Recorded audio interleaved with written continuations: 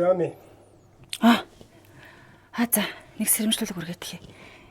Өөрийн мэдлэггүйгээр бид нар утас руугаа ингэж хард юм байна. Бүр ингэ тонгоосоор агаад энэ дээр нэг овгор үсэт байгаа. Айлах гэсэнгүү яг бодит мэдээлэл та бүхэндээ хүргэжээ. За яасан гэхээр Японд бодитоор тохиолдсон нэг юм акторын болжээ. 25 настай нэг эрэгтэй гар утсаар олон жилийн туршид одоо ганцаар амьдарч байсан учраас өдөр болгон гар утастайгаа ингээд ойрхон байсан. За тэгээд холго уцаараа тоглодог. Өдөржин шөнөж яг ийм байдалтай ингээд байж исэн. Гэтэл үүнээсээ болоод удалгүй хүзүүний арт талд нь энд нэг том овгор үүсэж эхэлсэн. Тэгээд дээрэс нь нуруу нь гацсан байна. Одоо анзаарвал та нар таа ч гэсэн баг ингээд сууж байгаа шүү.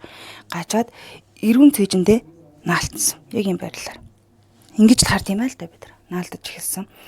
За энэхүү байдал уламд орцроод энэ залуу маань сүултээ хоол идэж байгаа байсан. За тэгээд дээрэс нь жин хоол идэж байгаа учраас жин огцом хасагдсан. Хамгийн аюултай нь юу гэхээр хүзүү толгооход хэлгээ байсан.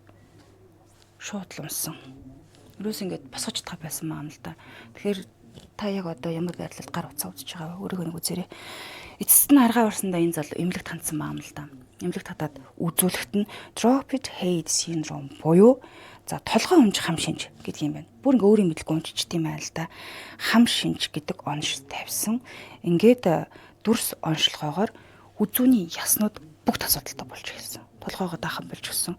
Удаан хугацаанд яг ийм байрлалаар байснаасаа болоод их хэмжээний бүр сорвжилт үүссэн байсан бахна.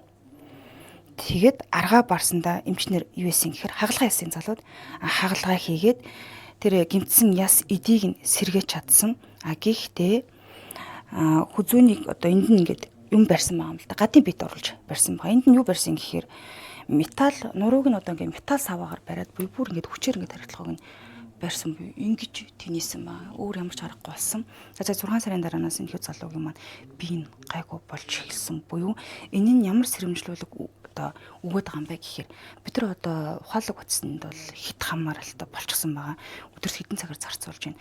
Та өөрөө гэлтгүүгээр гэрте байгаа хүүхдүүдэд нэг бас ажиглаад үзээрэй. Бүгд утас барьсан байгаа, таблет барьсан байгаа. Дандаа яг ийм байрлалтай. Тэр нь өөрөө их хосолтой юм байна.